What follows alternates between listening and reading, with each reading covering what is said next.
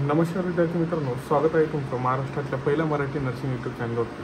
मागील व्हिडिओमध्ये आपण विवाह हा टॉपिक पाहत होतो। त्यामध्ये आपण बघितलं विवाहाचा परिचय, विवाहाची व्याख्या, विवाहाचे वैशिष्ट्य, विवाहाचे आस्पेक्ट, विवाहाचे प्रकार।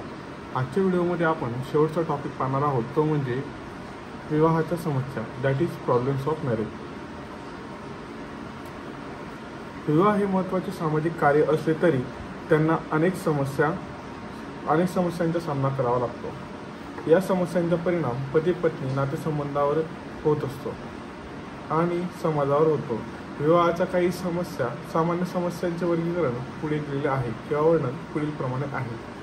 पहिलं ते म्हणजे समजून उमजून समस्या, ज्याला अंडरस्टँडिंग प्रॉब्लेम्स असं म्हणतात। पती पत्नी किंवा कुटुंबातील सदस्यांमध्ये संवादाची किंवा समजूततेची कमतरता असणे, चुकीच्या समजुतीमुळे संघर्ष होतात आणि या संघर्षामुळे पती पत्नींच्या नात्यात भावनिक अंतर्निर्माण होऊ शकते। दुसरी समस्या ती म्हणजे कुटुंबातील संघर्ष, दॅट इज फॅमिली कॉन्फ्लिक्ट। कुटुंबातील सदस्यांमध्ये विशेषतः सासू सासरे, नणंद, देवर यांचा संघर्ष होतो। कुटुंबाचे मूल्य, विवाहातील हस्तक्षेप किंवा कुटुंबाच्या अपेक्षांमुळे तणाव निर्माण होत असतात। तिसरी समस्या आहे ते म्हणजे सासर माहेरवाची समस्या, प्रॉब्लेम्स विथ इन लॉ।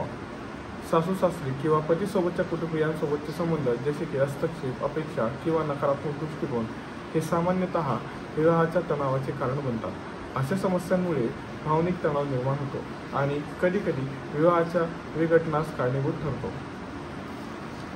चौथी समस्या ती म्हणजे राज्यांतर विवाह, इंटरस्टेट मॅरेज।